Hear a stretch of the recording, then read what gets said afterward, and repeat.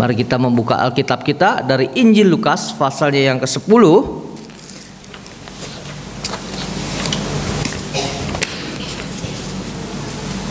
Mulai dari ayatnya yang ke-25 saya bacakan sampai ayatnya yang ke-37.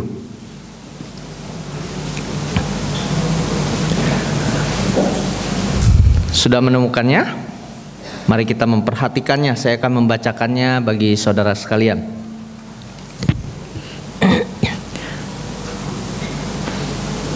Injil Lukas 10 ayat 25. Pada suatu kali berdirilah seorang ahli Taurat untuk mencobai Yesus, katanya, "Guru, apa yang harus kuperbuat untuk memperoleh hidup yang kekal?"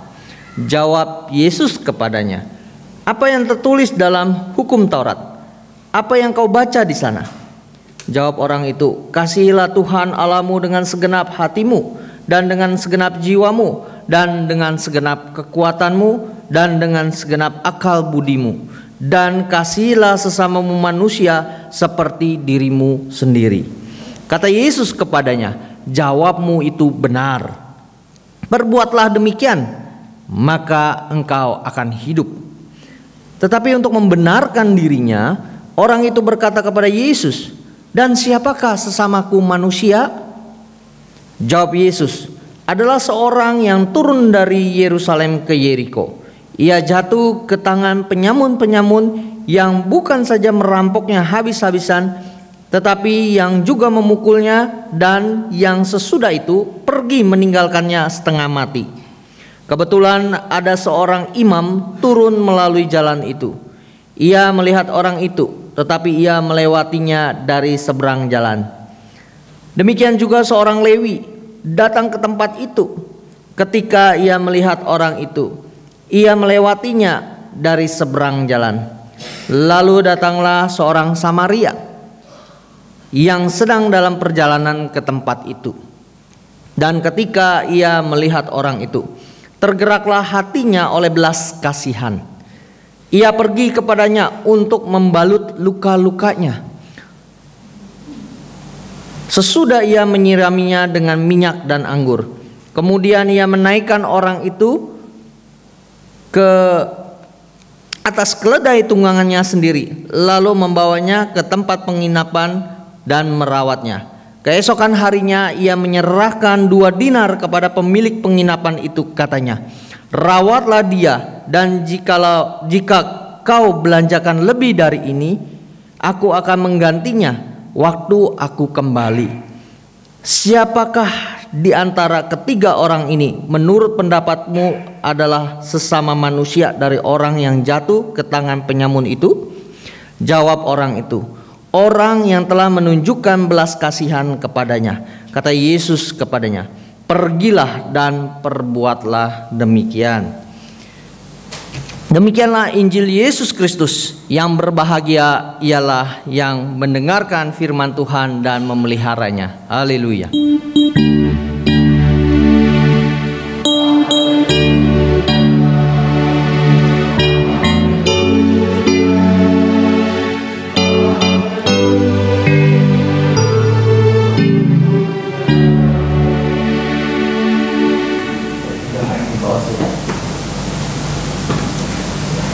Ya, permisi tanya Bapak Ibu,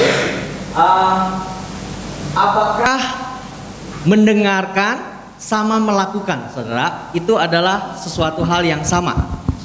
Tes. Tolong diklik. Jos. Ya, apakah mendengarkan dan melakukan itu sama, saudara? Tidak sama ya. Mendengarkan, membaca, merenungkan belumlah cukup untuk mengubahkan seseorang, ya, karakter seseorang. Kita bisa pergi ke toko buku, lalu kita melihat, membaca, bahkan membaca di rumah buku-buku tentang kepemimpinan. Ya, kita bisa memenuhi kepala kita dengan teori-teori kepemimpinan. Ya. Tetapi kalau buku itu, pengetahuan dari buku itu kita tidak terapkan, tidak kita praktikkan di dalam kehidupan keseharian kita, misalnya dalam memimpin keluarga, memimpin komunitas kita, baik di gereja maupun di pekerjaan usaha kita, di mana kita ada orang-orang bawahan begitu, tetap saja kepemimpinan itu tidak ada artinya, saudara. Jadi mengetahui teori, saudara, ya, mengetahui tentang doktrin, pengajaran, pengetahuan apa saja belumlah cukup, saudara. Ya. Contohnya, tadi saya sudah bacakan dari Injil Lukas pasal yang ke-10. Ya, ada seorang ahli Taurat yang datang kepada Tuhan Yesus. Menurut Bapak Ibu Saudara sekalian, apakah ahli Taurat ini tidak tahu firman Tuhan? Kalau kita membaca tadi ayat-ayat tadi. Tahu, saudara. Tahu kan? Tahu. Tapi dia mau bertanya kepada Tuhan Yesus untuk apa, saudara? Untuk mencobainya, saudara. Nah, Yakobus juga mengatakan di dalam suratnya bahwa pengakuan iman saja, pengakuan percaya saja, bahkan takjub, gemetar terhadap pengetahuan iman itu juga belum cukup, saudara. Ya. Belum cukup kalau kita hanya mengaku percaya. Setan-setan percaya gak bahwa Tuhan itu ada? Allah itu ada? Percaya, saudara. Tapi ya, setan-setan tidak diselamatkan, saudara. Dia tidak berubah, ya, meskipun dia tahu firman Tuhan. Bahkan waktu mencobai Tuhan Yesus, ya, setan, iblis itu bisa mengutip firman Tuhan untuk mencobai Tuhan Yesus waktu di padang gurun. Ya, maka meskipun setan percaya, ya, setan-setan percaya akan adanya Allah, bahkan gemetar terhadap kebenaran itu, tetapi dia tetap saja akan dihukum karena dia tidak berubah, ya, tidak mau bertobat, ya. Berbeda dengan kita orang-orang yang percaya di tempat ini. Nah, saudara, kita perlu mempraktekkan dan melakukan apa yang kita ketahui. Kita perlu mengimplementasikan, mewujud nyatakannya di dalam kehidupan kita sehari-hari. Tolong diklik, Yos. Nah, ini ada satu templakan yang sangat keras buat kita, saudara. Ya, sebagai orang-orang Kristen, ya, dikatakan biarlah mereka mengkhotbahkan kasih. Ya, kitalah yang melakukannya. Saudara tahu ini visi misi siapa logonya? Saudara tahu? Yang punya media siaran televisi yang mempromosikan kebaikan, kehidupan vegetarian, ya, tidak memakan, menyakiti binatang, begitu. Saudara tahu? Ini adalah moto dari CEAI, ya. CEAI atau yang kita kenal TV-nya ada tulisan DAI itu, TAI, ya. Dikatakan di dalam visinya di sini, spreading the ideal of great love throughout the world. Jadi mereka menyebarkan kasih yang agung itu, kasih yang agung, yang ideal itu ke seluruh dunia. Nah, apa yang sudah kita lakukan sebagai orang-orang Kristen di Indonesia, di Jatinegara ini, ini gerakan mereka ini sangat luar biasa, ya, ke seluruh dunia. Bahkan mereka telah menulari, mempengaruhi banyak orang di seluruh dunia. Ya, biarlah mereka, maksudnya orang-orang Kristen, mengkhotbahkan kasih, termasuk saya juga, saudara. Ya, biarkan mereka mengkhotbahkan kasih. Kita yang melakukannya. Nah, saudara, ini orang tidak percaya Tuhan Yesus, tapi mereka tahu apa itu artinya kasih. Tolong diklik, saudara, Jos. Nah, Allah mau, ya, menghendaki kita untuk mengasihinya melalui tindakan kasih kepada sesama kita, saudara. Allah itu kan tidak nampak, tidak kasat mata, tidak kelihatan karena dia adalah roh, ya. Bagaimana kita bisa mengasihinya, saudara? Ya, maka kita mengasihinya melalui kasih kita kepada sesama kita. Tuhan Yesus pernah berkata di dalam Injil, ya, barang siapa mengasihi yang terkecil, ya, itu mengasihi dia juga. Jadi Tuhan Yesus sendiri mengidentifikasi, menyamakan dirinya dengan orang-orang kecil, orang-orang sederhana, orang-orang yang termarginalkan. Maka kita mengerti di sini kehendak Tuhan, ya. Kehendak Tuhan adalah agar kita mengasihinya melalui tindakan kasih kepada sesama kita. Klik. Terus. Nah, bagaimana, ini pertanyaannya, bagaimana seharusnya kita mengasihinya melalui tindakan kasih kepada sesama. Jadi kalau kita ngomong aku mengasihimu, tentu harus ada tindakan kasihnya, bukan saudara? Ya. Tidak bisa hanya kita ngomong kita mengasihi gitu, tapi harus ada tindakan. Nah, tindakan itu lahir dari mana, saudara? Tindakan itu lahir dari sikap hati yang berbelas kasihan. Sikap hati yang berbelas kasihan kepada orang yang kita jumpai. Tolong dikeluarkan ayatnya, Yos, klik sekali. Nah, mari kita baca bersama-sama ya, Ulangan 30 ayat 11 dan 14. 1 2 3. Sebab perintah ini yang kusampaikan kepadamu pada hari ini tidaklah terlalu sukar bagimu dan tidak pula terlalu jauh. Ayat 14. Tetapi firman ini sangat dekat di hatimu. Untuk apa, saudara? Untuk dilakukan. Ya.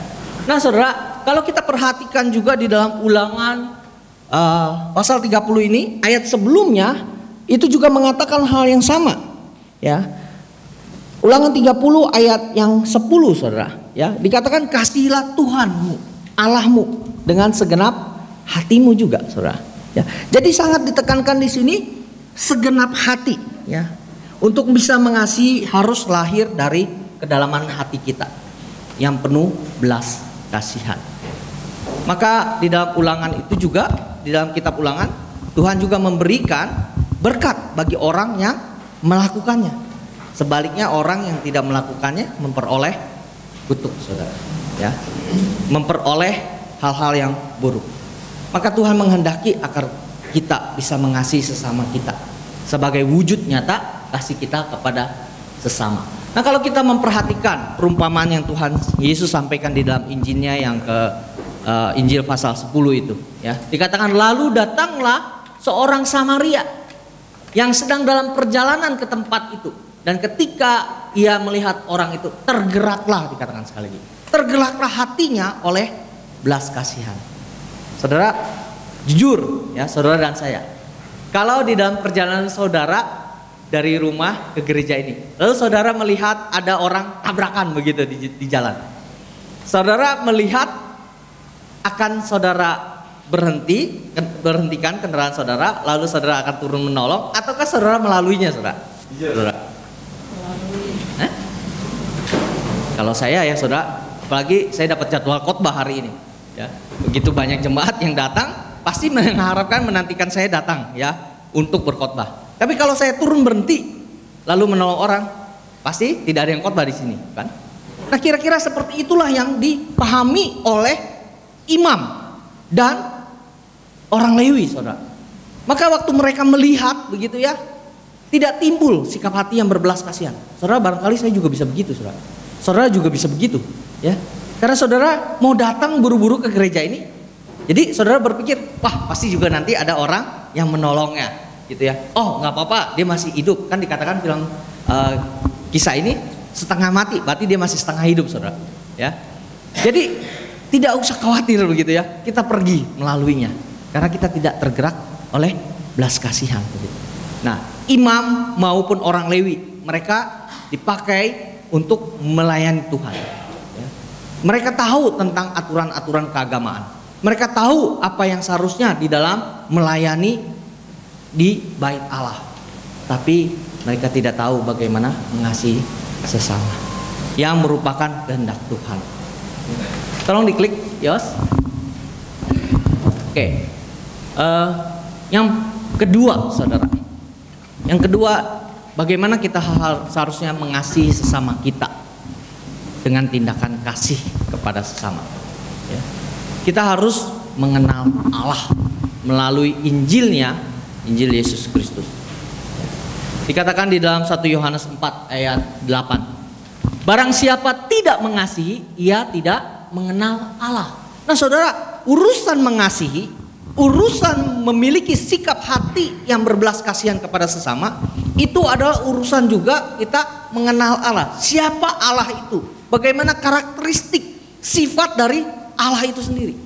Nah, kita tahu bahwa Allah kita adalah Allah yang penuh kasih, Allah yang berelasi satu sama lainnya, Allah Tritunggal, Allah Bapa, Anak, dan Roh Kudus. Mereka sejak kekekalan, sejak abadi, ya, selalu berelasi dan saling mengasihi. Maka kita bisa katakan Allah itu kasih, saudara. Kalau Allah itu adalah satu pribadi saja, esa dalam pengertian satu tunggal mutlak, ya, tidak berelasi dengan yang lain kecuali ciptaannya, ya, maka kita sulit mengerti bahwa Allah itu adalah kasih. Ya. Jadi Allah sebelum segala sesuatu ada, sebelum segala ciptaan ada, Dia terlebih dahulu memang sudah kasih, karena mereka saling mengasihi. Ya. Ketiga pribadi ini adalah Allah yang esa. Ya. Maka kita memperhatikan di sini perkataan Paulus di dalam di dalam Kolose 1 maksud saya. Kolose 1 dikatakan begini, saudara. Ini merupakan doa Paulus di ayat sebelumnya, ya, di ayat 1 di ayat 3 begitu. Dia berdoa untuk jemaat di Kolose. Dikatakan, "Karena kami telah mendengar tentang imanmu." Iman siapa, saudara, di sini? Ini adalah iman jemaat di kota Kolose, saudara. Dalam Yesus Kristus, dalam Kristus Yesus, dan tentang kasihmu terhadap semua orang kudus, oleh karena pengharapan yang disediakan bagi kamu di sorga. Jadi mereka selain memiliki iman kepada Yesus Kristus, mereka juga punya pengharapan, ya, punya pengharapan rumah di sorga nanti. Tentang pengharapan itu telah terlebih dahulu kamu dengar dalam firman kebenaran. Jadi pengharapan itu ada di dalam firman kebenaran ini, di dalam Alkitab, yaitu Injil. Nah, Injil tadi sudah dibacakan, ya, sudah disampaikan kepada kamu, dikatakan Injil itu berbuah dan berkembang ke seluruh dunia. Demikianlah juga di antara kamu sejak waktu kamu mendengarnya dan mengenal kasih karunia Allah yang sebenarnya. Nah, saudara, ada hubungan yang sangat erat antara mengenal Allah, ya, melalui Injil Yesus Kristus dengan mengasihi, saudara. Saya kemarin mencari, ya, ilustrasi mau saya tampilkan, tapi saya rasa tidak perlu terlalu banyak ilustrasi, ya. Barangkali saudara juga sudah menerima melalui WA, WhatsApp begitu, ya, di handphone.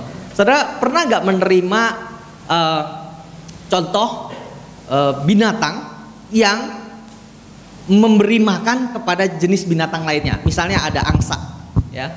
Angsa mengambil makanan lalu memberikannya kepada ikan. Ada yang pernah melihat video klip itu? Ya. Nah, saudara, untuk mengasihi sebenarnya binatang juga bisa melakukannya. Tapi apa bedanya waktu binatang melakukannya kepada spesies atau jenis yang lain dengan manusia terhadap sesamanya, saudara? Apa bedanya, saudara? Tolong diklik, Jos. Ya. Ini bedanya, saudara. Ya. Manusia memang sama seperti binatang itu, ya, dalam pengertian tanda kutip, ya, bisa mengasihi sesamanya, ya, tanpa harus mengenal Kristus terlebih dahulu. Itu adalah kasih yang natural, kasih yang alamiah, ya, yang disebut kasih natural begitu. Nah, ini adalah bersifat insting, berdasarkan instingnya, naluriah, berdasarkan nalurinya. Nah, binatang juga bisa melakukannya berdasarkan naluri, ya. Dia tidak mungkin misalnya singa atau harimau memakan anaknya sendiri, bukan? Ya. Ini adalah sesuatu yang alamiah, yang instingtif, berdasarkan nalurinya. Nah, manusia juga bisa melakukan hal itu. Ya. Dia melihat ada orang kesusahan begitu, ya. Kayak saya misalnya pernah jatuh dari motor kendaraan roda 2, lalu ada orang yang nolongin begitu kan, terus kasih minum botol aqua. Saya nggak bayar waktu itu, saya mau bayar dia bilang nggak usah begitu. Nah, itu adalah kasih yang instingtif. Semua orang bisa melakukannya, tidak harus seorang Kristen, ya, tidak harus seorang Kristen. Tetapi itu bukan yang mengasihi dari iman, ya, bukan mengasihi karena pengenalan akan Allah, ya. Namun kita tidak bisa mengasihi Allah tanpa mengasihi sesama kita pada saat yang bersamaan. Jadi kalau kita mengatakan kita mengasihi Allah, kita mengasihi Tuhan Yesus Kristus, pada saat yang bersamaan kita juga harus mengasihi sesama kita seperti diri kita sendiri. Ini yang tidak dipahami oleh ya, ahli Taurat itu. Sebenarnya dia paham, dia tahu, tapi yang tidak dia lakukan. Dia justru tertemplak oleh Tuhan Yesus. Ya, waktu Tuhan Yesus bilang kepada dia, apa yang kamu baca di dalam kitab sucimu, di dalam Taurat Tuhan, ya, di dalam firman Tuhan, apa yang tertulis di sana? Ya, dikatakan hukum yang pertama, kasihlah Tuhan Allahmu dengan segenap hatimu, dengan segenap jiwamu, dengan segenap akal budimu, dengan segenap tenagamu, gitu. Kemudian hukum yang sama seperti yang pertama tadi adalah kasihilah sesamamu manusia seperti dirimu sendiri. Itu adalah suatu inti, suatu kesimpulan dari perjanjian lama, saudara. Dia tahu, tetapi dia tidak melakukan. Maka untuk membenarkan dirinya sendiri, ahli Taurat itu balik bertanya, ya, siapakah sesamaku manusia? Siapakah sesamaku manusia? Nah, orang Yahudi, ya, umat Yahudi itu berputar-putar, berpusat kepada dirinya sendiri, saudara. Jadi yang dinamakan sesamaku, ya, itu adalah orang-orang di sekitar dia, dalam pengertian suku yang sama atau bangsa yang sama, yaitu orang-orang Yahudi sendiri. Sedangkan orang-orang non-Yahudi itu dianggap anjing misalnya, atau dianggap bukan sesama, gitu. Ya, saudara tahu waktu percakapan Tuhan Yesus dengan perempuan dari Syro-Fenisia itu, ya, dikatakan waktu di dalam kisah itu dia memohonkan kesembuhan bagi anaknya, ya, dikatakan tidak layak, Tuhan Yesus katakan tidak layak, ya, makanan itu diberikan kepada anjing. Itu dikatakan dengan sangat keras. Kalau buat kita itu sangat kasar, tetapi itu pemahaman orang Yahudi bahwa di luar bangsa mereka, etnis mereka, orang itu adalah bukan sesamanya. Maka kita harus bisa mengasihi sesama kita kalau memang kita mengasihi Allah, saudara. Tolong diklik, Yos. Nah, yang ketiga, saudara, bagaimana seharusnya kita mengasihinya melalui tindakan kasih kita kepada sesama. Yang ketiga adalah, saudara, kita harus bertindak mengasihi tanpa memandang muka atau membeda-bedakan. Yakobus 2 di situ dikatakan, saudara-saudaraku, sebagai orang yang beriman kepada Yesus, Tuhan kita yang mulia, janganlah iman itu kamu amalkan dengan apa, saudara? Memandang muka. Kemudian di ayat 4, bukankah kamu telah membuat pembedaan di dalam hatimu dan bertindak sebagai hakim dengan pikiran yang jahat? Itu dikatakan oleh Yakobus, ya, karena sebelumnya di ayat 2 dan 3 dia cerita tentang kalau ada orang yang kaya, ada orang yang memakai perhiasan yang indah-indah, lalu kita persilahkan orang itu duduk di depan, lalu kita berikan tempat yang terbaik. Sedangkan orang yang miskin kita biarkan dia di belakang atau di luar. Maka Yakobus katakan, bukankah kamu telah membuat pembedaan di dalam pikiran yang jahat? Dan Tuhan tidak menghendaki hal yang seperti ini.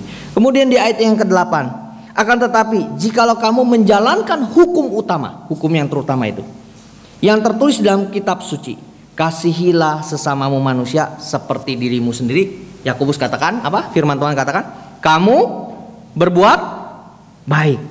Nah, saudara, sebagaimana tadi saya ceritakan bahwa orang Yahudi tidak menganggap bangsa non-Yahudi itu adalah sesamanya, ya. Mereka tidak mau mengasihi orang-orang yang di luar bangsanya atau suku bangsanya. Maka Tuhan Yesus menggunakan perumpamaan orang Samaria yang baik ini. Saudara tahu bahwa orang Samaria dan orang Yahudi tidak bergaul. Kalau orang Yahudi, ya, misalnya dari utara, dari Galilea, dia mau ke selatan, ke Yerusalem, di Yudea, dia tidak motong langsung lurus begitu ke bawah, tapi memutar, saudara, jalannya, karena mereka tidak mau berinteraksi dengan orang Samaria. Karena orang Samaria itu dianggap sebagai tidak lagi murni, tidak lagi bukan lagi adalah orang Yahudi. Karena orang Samaria itu, ya, sejak zaman dulu, waktu zaman raja-raja itu ya, mereka sudah kawin campur dengan bangsa-bangsa lain, ya. Dan mereka punya peribadahan yang agak berbeda, bukan agak berbeda, sama sekali berbeda, ya, dengan orang Yahudi. Maka mereka tidak mau bergaul dengan orang Yahudi. Orang Yahudi dianggap sesat, orang Samaria dianggap sesat. Tetapi Tuhan Yesus justru menggunakan perumpamaan ini, saudara. Saudara, kalau kita pikir-pikir, kalau melalui kisah ini, saudara mau mengidentifikasi diri saudara dan saya sebagai siapa, saudara? Saudara kalau mau menyamakan diri saudara saat ini dengan kisah yang ada di dalam Injil Lukas itu, Lukas 10 yang Tuhan Yesus ceritakan, saudara mau menyamakan diri dengan siapa, saudara?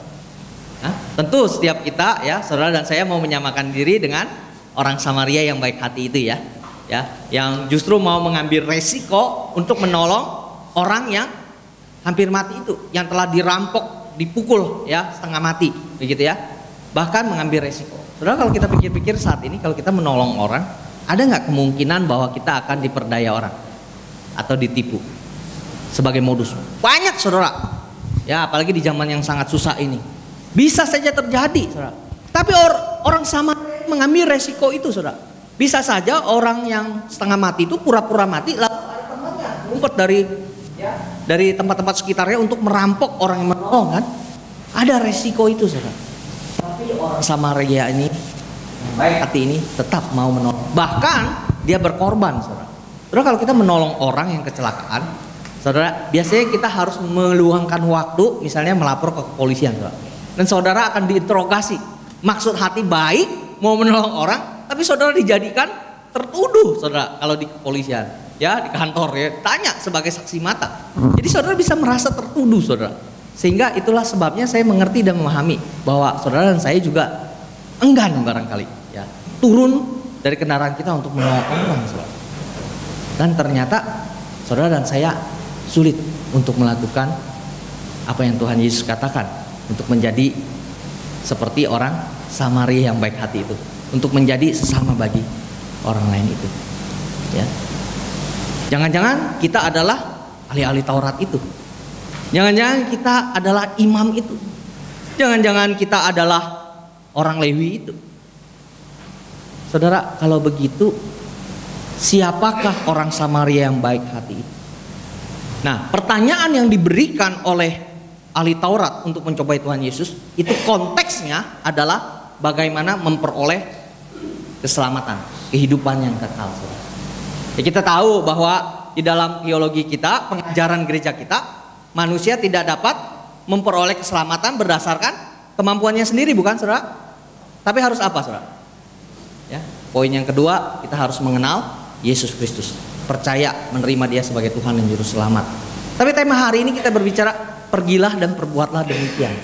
Pergilah dan berbuatlah demikian dalam konteks, ya, saudara melakukan kebaikan, memiliki sikap hati yang berbelas kasihan. Maka saudara, saya mau katakan, orang Samaria yang baik hati itu adalah Tuhan Yesus sendiri. Saudara dan saya tidak mampu menjadi orang Samaria yang baik hati. Seharusnya bisa, tapi sikap hati kita udah cenderung dingin. Sikap hati saudara dan saya cenderung tidak mau direpotkan. Kita lebih senang melayani mimbar. Kita senang mengurusi pekerjaan kita, kepentingan kita. Maka dari itu, saudara, kita perlu datang kepada Yesus Kristus sebagai gambaran orang Samaria yang baik hati itu.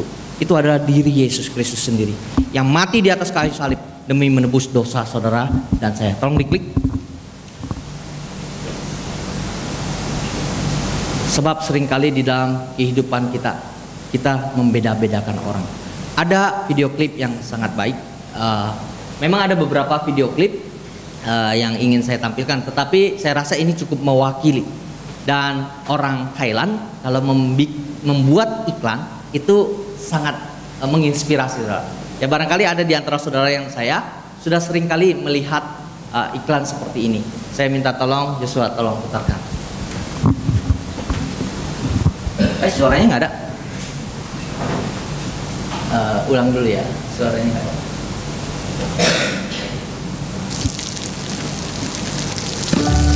Oke.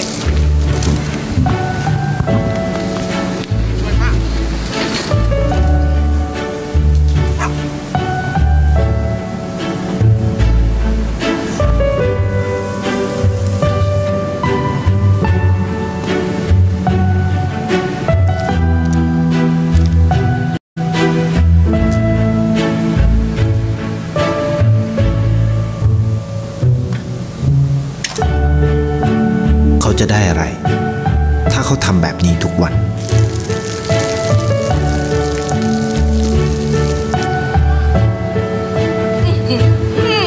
Jadi pemuda ini punya hati yang senantiasa rajin menolong sesama.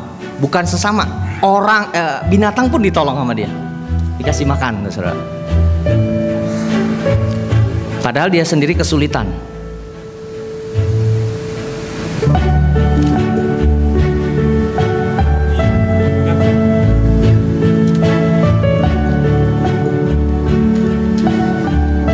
Kau จะไม่ได้อะไรเลย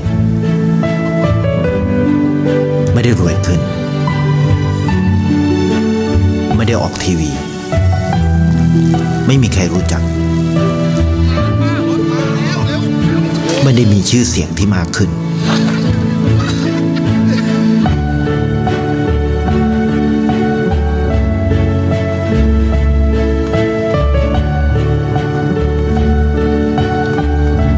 Saudara, binatang pun tahu siapa yang baik kepadanya.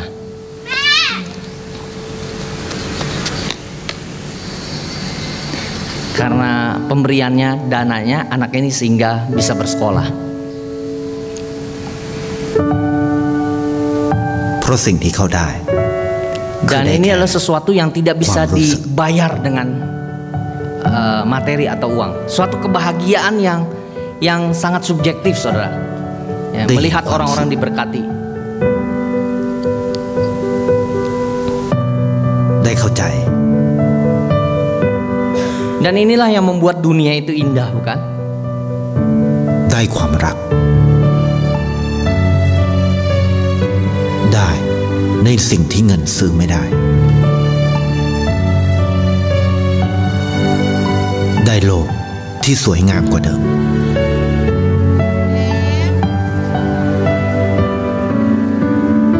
ในชีวิตคุณ อะไรคือสิ่งที่คุณต้องการมากที่สุด ไทยประกันชีวิต thank you.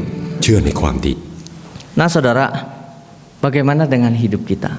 Sudahkah kita ya belajar mengasihi dari sikap hati kita yang penuh belas kasihan?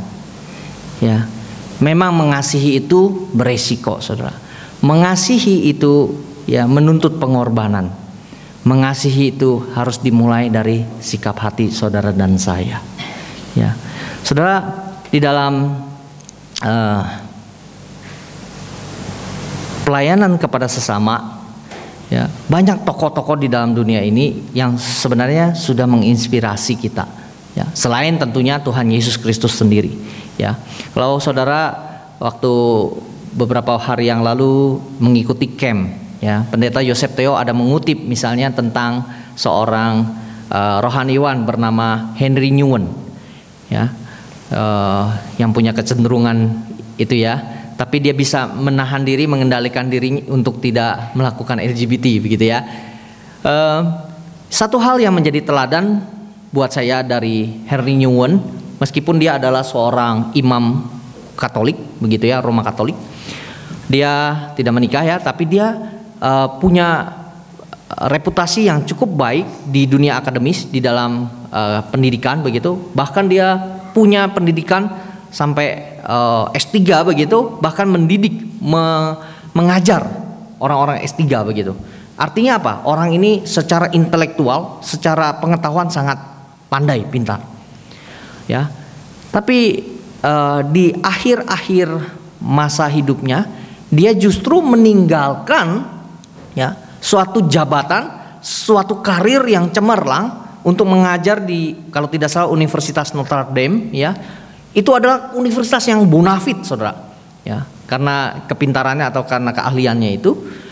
Lalu dia tinggalkan itu untuk apa, saudara? Dia pergi ke Kanada hanya untuk melayani orang-orang yang punya keterbelakangan mental. Ya, jadi orang yang kalau kita ngomong itu nggak nyambung gitu. Ya, orang-orang yang punya kebutuhan khusus. Hanya melayani orang-orang seperti ini, saudara. Ya, saya nggak habis pikir, saudara. Dan dia sudah almarhum sekarang, ya. Tapi dia mau tinggalkan segala fasilitas prasarana, ya, yang kalau dia mengajar di universitas yang beken itu, yang terkenal itu, tentu dia akan menikmatinya. Ya, saudara, kalau kita ya melihat banyak tokoh-tokoh, Mother Teresa, ya, kemudian juga di Indonesia juga ada misalnya ya seorang Jerman yang pergi ke Nusa Tenggara Timur untuk melayani orang-orang kusta, namanya Gisela Borowka. Ya, cuman waktu saya cari di YouTube video klipnya hanya satu.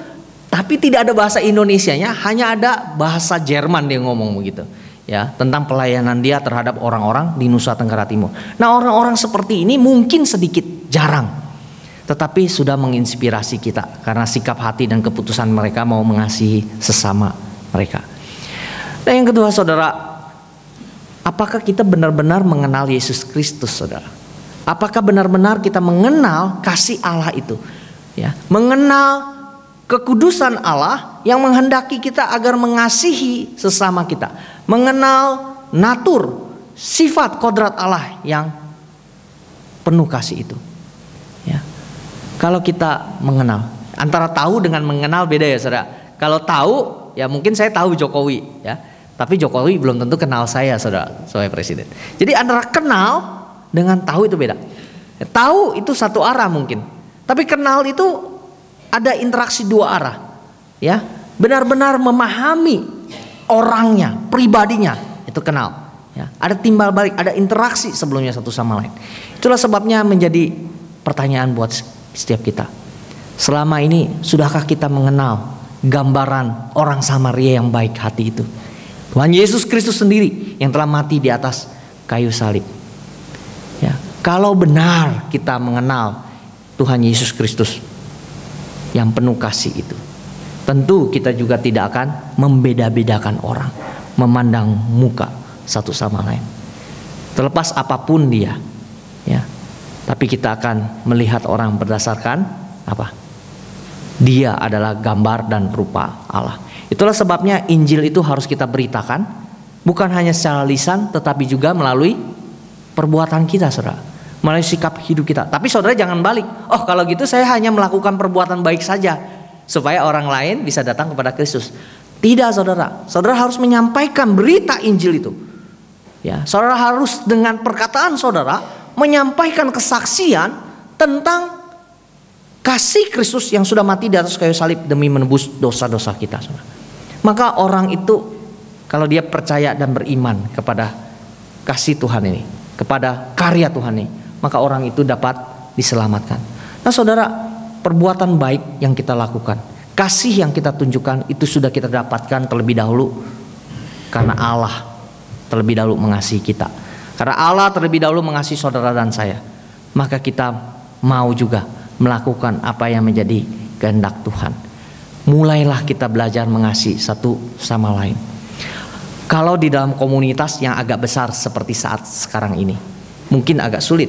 Karena di dalam komunitas yang besar, satu sama lain belum tentu saling kenal. Karena interaksi kita hanya datang ke gereja seminggu sekali, duduk dan say hi, hanya menyapa sesaat.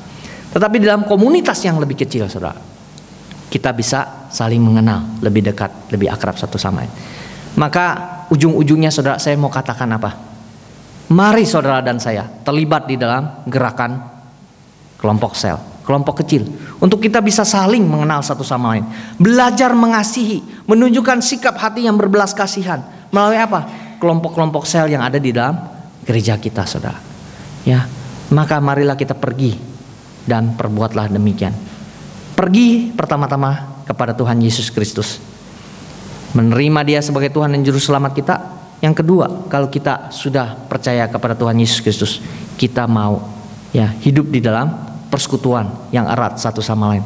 Dan itu hanya bisa diwadahi, hanya bisa dimungkinkan di dalam kelompok-kelompok sel yang lebih kecil, kelompok-kelompok di mana interaksi itu satu sama lain bisa diwujud nyata. Kelompok sel itu menjadi wadah bagi saudara dan saya untuk belajar bertumbuh di dalam kasih, di dalam belas kasihan, di dalam karakter-karakter Kristus. Saudara dan saya mau? Saudara mau untuk datang dan berbuat demikian? Ya, biarlah itu menjadi sikap hati saudara di hadapan Tuhan. Mari kita mengambil waktu hening sejenak.